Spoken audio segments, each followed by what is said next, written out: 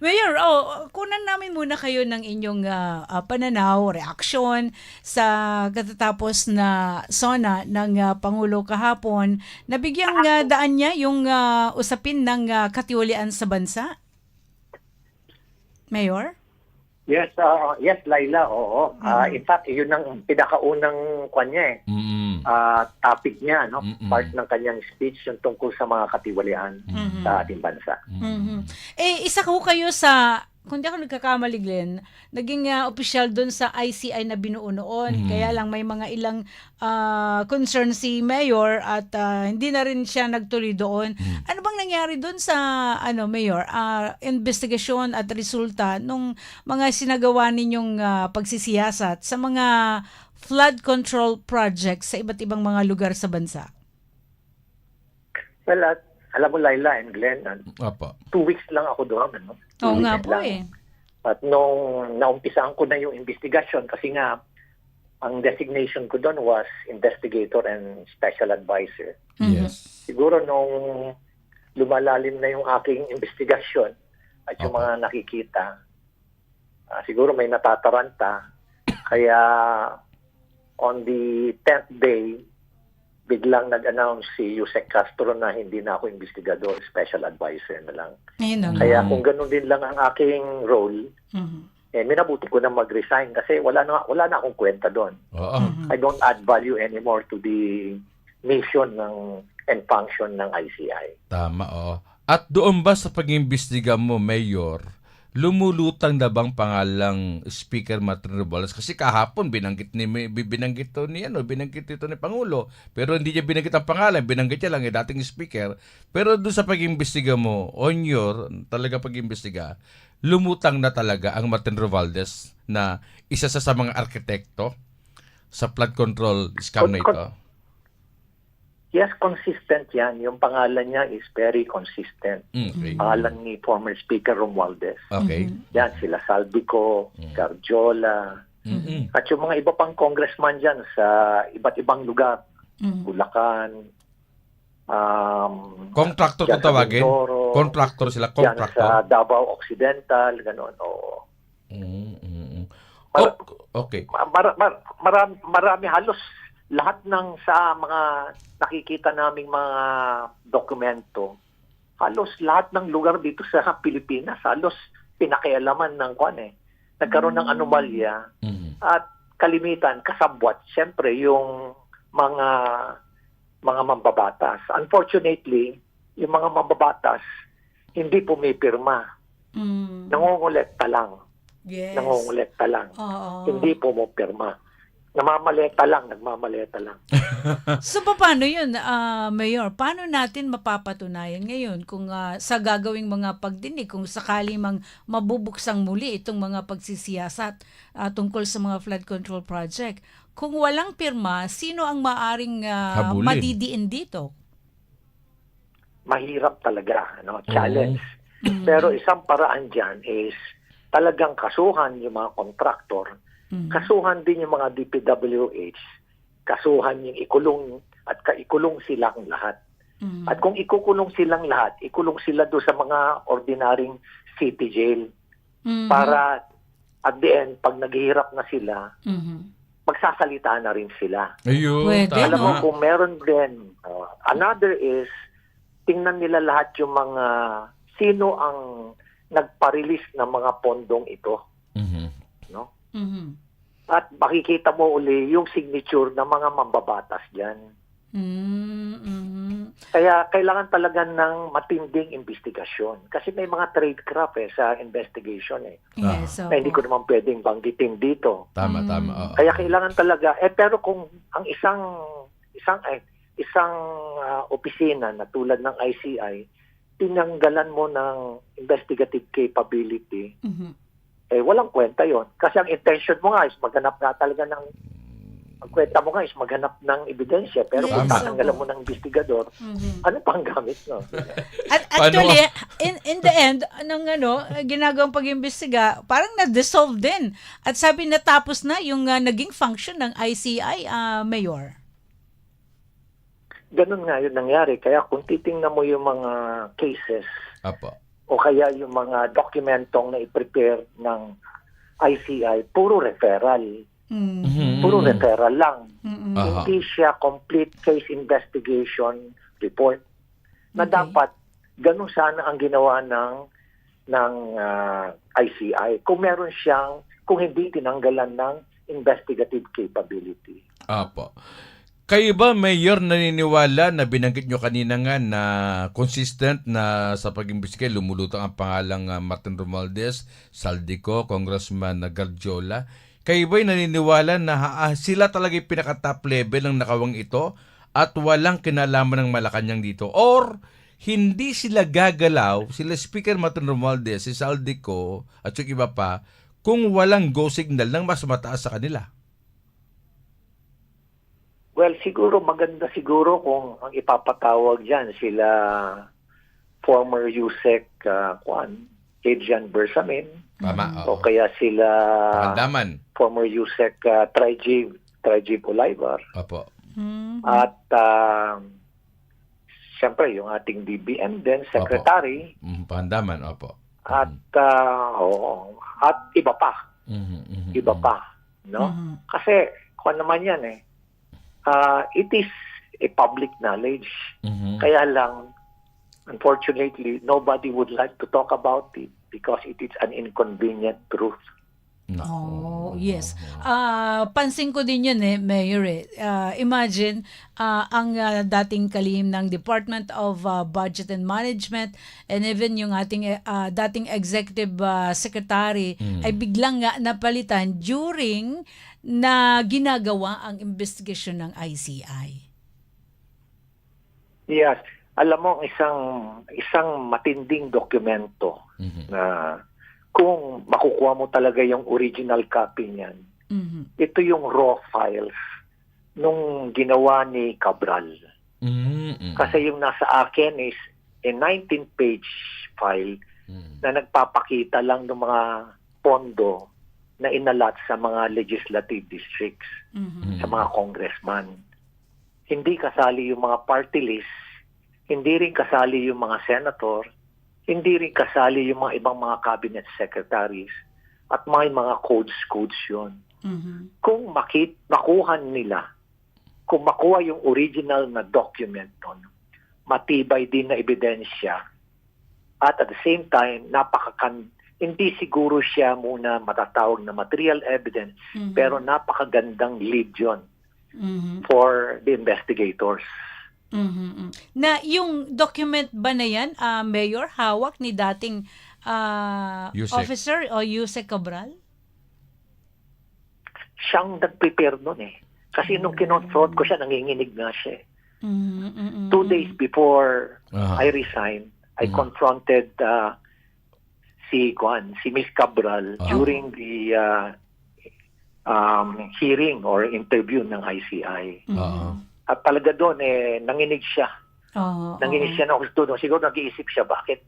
Meron akong kopya. Pero yun nasa akin, kuwan na yun derivative na yun Di pa yun yung original. Kung makuha mo yung raw file, ang daming information doon sa raw file na yun. I saw it I saw the raw file. Yes, oo. But I don't have the original copy. Yan ba yung copy rin, kapareha dun sa kopya na hawak ngayon, kung di ako nagkakamali, di pa nailalabas lahat, ni Congressman Lian Leviste? Leandro Leviste?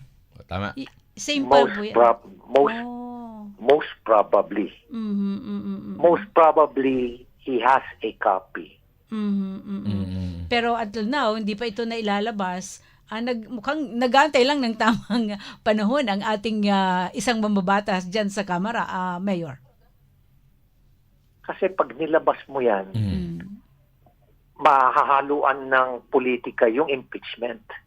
Sabihin na arm twisting, o kaya maraming isyong ilalabas. Kaya mas mabuti na separate siya para hindi siya maisama doon sa impeachment. At siyempre, yung issue pa dyan sa loob ng Senado ngayon. Kaya not the right time na ilabas muna. Okay.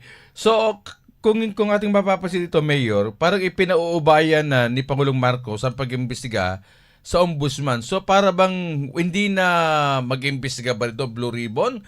Tapos maging nga po sa Kongreso, sinabi ni Congressman Sandro Marcos hindi na daw dapat po muling buksan po sa Kamara yung investigasyon po sa flood control scandal. So sabihin ba, kailangan para bang gusto ipaiwatag dito ni mismo na Pangulo na, diyan po sa Senado, diyan sa Kongreso, wag na kayong mag-imbestiga, ang ombudsman ng bahala? Well, alam mo, sa akin pananaw, talagang hindi naman talaga sila pwede ang mag-imbestiga. Okay. Mhm. Paano mo i-imbestigahan yung sarili mo? Kumbaga, yung kriminal, siya mismo mag-iimbestiga na sarili niya. Opo. Oo nga. Di ba? Oo nga. Kaya useless lang, di ba? Ah. Kaya lang, kung ipapaubaya mo lahat sa ombudsman, hindi kakayanin. Oo Eh, nga. sa dami ng kaso niya, no eh. So, kailangan mo talaga ng tulong ng PNP lahat.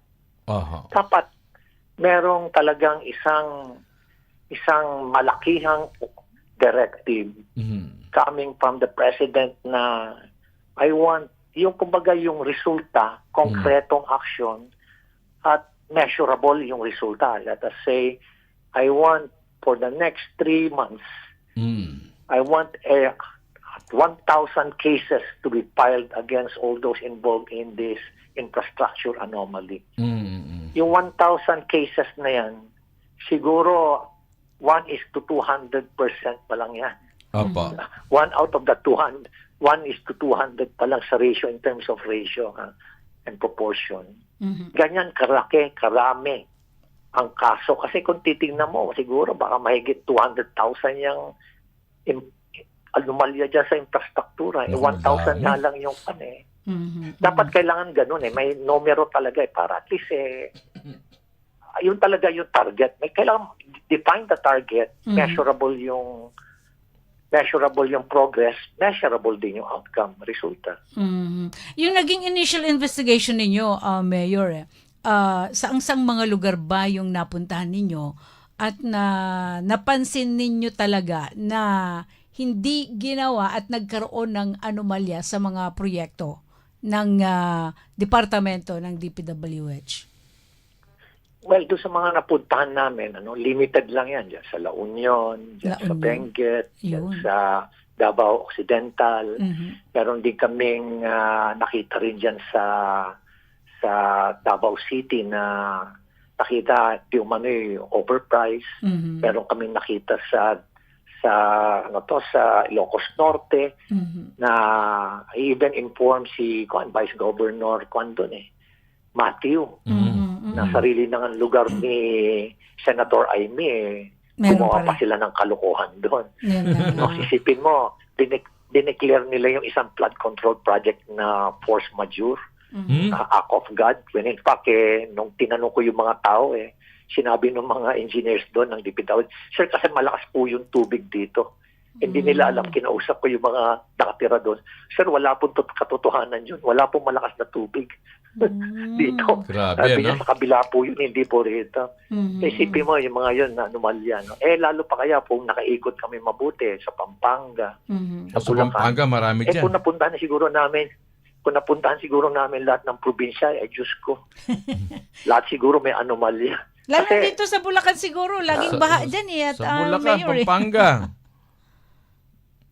Magugulat kayo dyan siguro kung ang pera ng taong bayan, yung mga taxes na binayaran natin, maayos na na-implement dyan sa mga lugar na yan, sa Bulacan, sa Mindoro. Para sigurong Clark na yan.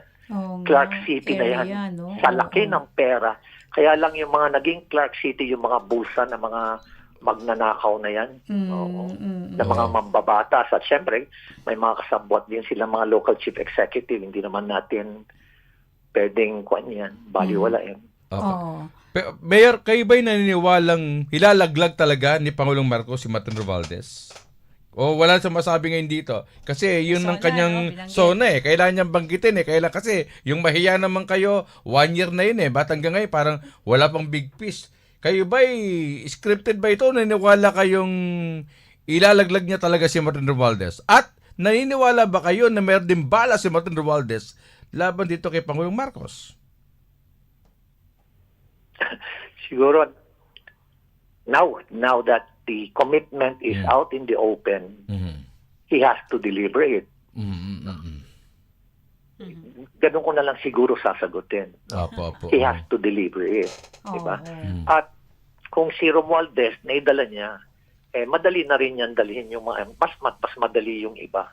But for the meantime, Opo. habang nangungulek pa sila ng ebidensya laban kay Congressman Romualdez, siguro marami ng kasong na i-file. Kami nga, ang dami nang rin namin na ikasong na i-file na hanggang ngayon pending pa rin.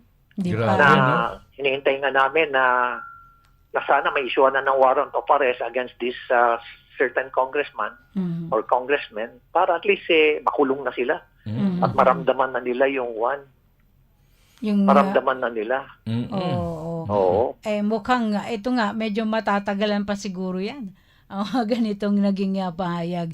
Kasi kung ating babalikan, like what happened to former Yusek Cabral, di ba? Naging close case na rin yung nangyari doon attorney, bagamat, di natin alam talaga kung anong totoong pangyayari doon sa kanyang pagkawala.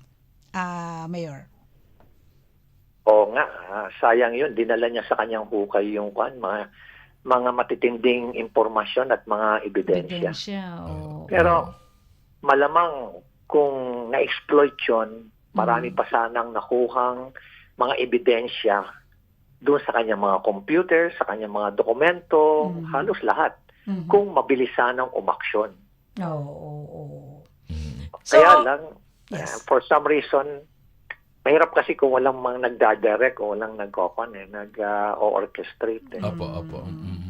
Anyway, Mayor. Pero may Laya, may tanong ka yung binanggit nyo kayo na si Congressman Garjola, mukhang talagang malaki yung pasabog dito ni Congressman Leandro Libiste sa kanya, pero parang wala rin naging action sa kanya. Kasi kitang-kita daw na talagang ang dami niya talagang sangkot sa anomalya sa flood control. Ano kaya nangyari? Kayo ba'y napatunayan nyo din sa pag-imbestiga nyo? Malibang kay Martin Romualdez, ay si Congressman talagang Garjola, malaki rin ang kanyang partisipasyon dito sa flood control?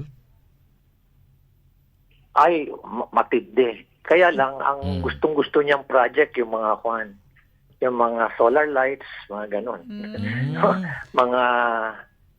mga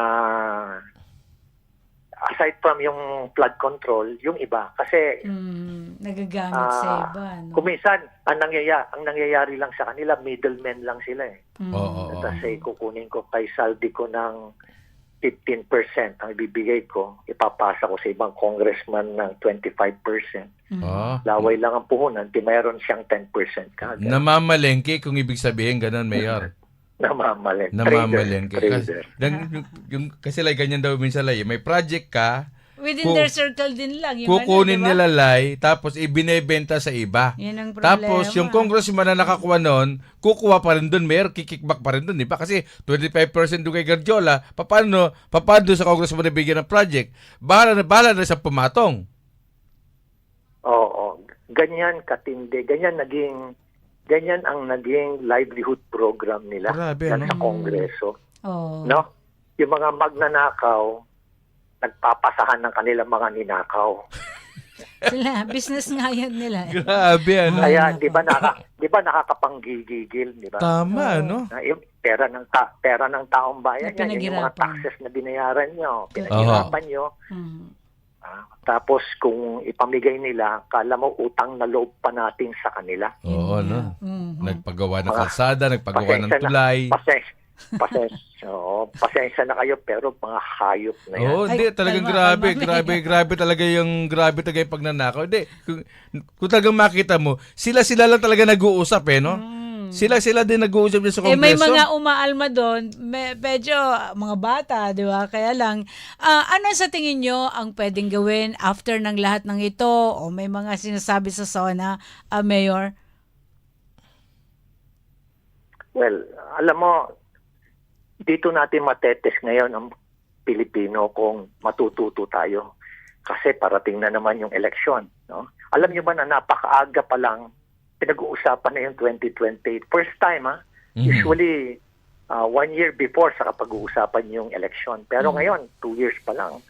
Oh. O wala pa nga eh. Eto na. Pinag-uusapan Opo. na kagad 2020. Ibig sabihin, atak na talaga yung Pilipino na makita yung pagbabago. Pero ang kinakabahan natin, next year, Opo. 2027, itong mga magnanakaw na to, unti-unti nang iikot yan. Mhm. Unti-unti nang mamimigay yan. Na Nandiyan na naman tayo. yung mga mukha nila doon sa mga pinapamigay Nako. nilang ayuda. Mm-mm. Na akala nila, pag-aari nila at kailangan magpasalamat tayo sa kanila. 2028, Mm. dodoblihin nila yan. Yun Mm. lang. Di ba? Tapos iikot na sila sa komunidad. Sasabihin nila, we love you and we care for you. Pakaway-kaway na uli sila dyan. Mambobola na naman sila, Mayor. Ngiti na naman sila, Mayor. Pagdating ng eleksyon, babahain uli nila ng pera. Nako. Diyos ko po, nakita na naman pagdating sa balota, pangalan na naman nila ang nasa balota. Nako. Ibig sabihin yan, ang Pilipino hindi Apo. natuto, hindi na nagising. Mm. So ang tawag na lang natin sa sarili natin is napakalaki nating, alam nyo na yung Oh. katuloy na salita niya. Mm. So, Mayor, anong... Sige po. Yes, kaya importante sa atin na sana ang Pilipino matuto ng mamili ng kanilang leader. Ayun. Pag-aralan nila mabuti, tingnan yung background, tingnan yung kanilang reputasyon, track record. Mhm. Ganun dapat. Okay. Hindi yung mabuti pa siya namimigay. Kumbaga binabana natin yung standard natin. Okay. Mayor, thank you so much sa oras po ninyo na inilaan at na ipahayag ang mga ganitong nangyayari sa ating bansa. At sana ay matawagan ng pansin, of course, ang ating mga kababayan sa ganitong kalagayan. Mayor, thank you so much po. Maraming salamat po sa inyo. Maraming salamat, Laita, at maraming salamat, Glenn.